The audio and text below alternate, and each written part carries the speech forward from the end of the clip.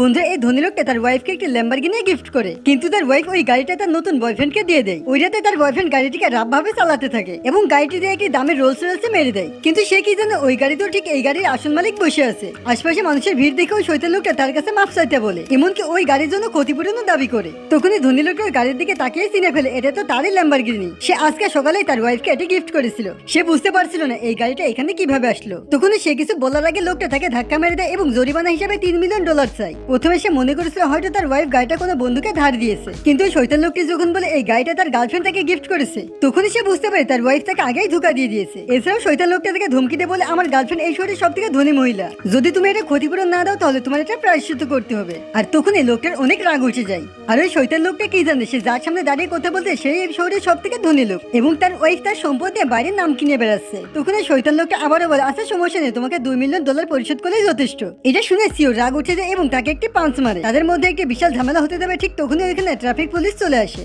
তারা রোডের চেকপোস্টের ফুটেজ দেখে বুঝতে পারে এখানে সমস্ত ভুল ওই শয়তান লোকটার। তখন এই ধনী লোকটার অ্যাসিস্ট্যান্ট উল্টে বলে এখন তুমি জরিমানা দাও। শয়তান লোকটা অনেক ভয় পেয়ে দ্রুত তার গার্লফ্রেন্ডকে কল করে। মহিলাটি বলে গাড়িতে $3 মিলিয়ন ইন্স্যুরেন্স করা আছে। তার পরের বারে কি হয় সেটি দেখতে দ্রুত চ্যানেলটিকে সাবস্ক্রাইব করে কমেন্ট করো।